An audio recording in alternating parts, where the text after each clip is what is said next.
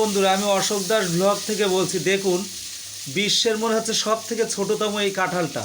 আমি এক্ষুনি এই কাঁঠালটা ভাঙবো, দেখবেন যে কি দারুণ কুয়া সাজানো আছে এবং সুস্বাদু খেতে। গাছওয়ালা বলছিল এটা মধুফল, তা সত্যি মধুফল আপনাদের সামনে তুলে ধরবো কেমন লাগে এই কাঁঠালটা। একবার ছোট, কিন্তু এই ছোট্ট একটা থালার উপরে কাঁঠালটা রাখা হয়েছে, দেখে মনে হচ্ছে বড়, তবে ছোট কাঁঠালটা। আমি এক্ষুনি ধরবো, দেখুন এই যে কাঁঠালটা, এইটুকু একটা কাঁঠাল। তো দেখতে থাকুন,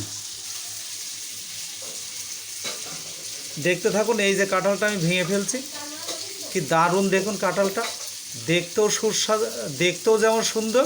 কাঁঠালটার এই যে কোয়াগুলো দেখুন, এই যে কোয়াগুলো একেবারে সুন্দর সুন্দর কোয়া, আর খেতেও খুব সুন্দর মিষ্টি একেবারে।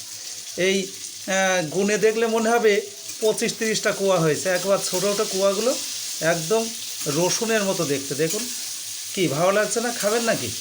তো আমি অশোক দাস ব্লগ থেকে মনে করলাম এই সুন্দর কাঁঠালের এই ভিডিওটা আমার বন্ধুদের সামনে তুলে ধরবো।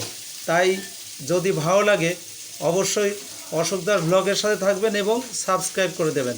এই সুন্দর সুন্দর দৃশ্য দেখতে পাবেন। দেখছেন কাঁঠালের কুয়াটা একদম দেখার মতো, ছোটো ছোটো কুয়া, একদম রসুনের কুয়ার মতো কাঁঠালটা। এই যে এক্ষুনি ভাঙা হলো, গাছ থেকে একটা গাছ পাকা, এই দেখুন গাছ পাকা কাঁঠাল। তো খাবেন নাকি? খেলে অবশ্যই অশোক দাসের সাথে চলে আসুন। পাশে থাকার জন্য সাবস্ক্রাইব করবেন। ধন্যবাদ, রাখলাম, ভালো থাকবেন।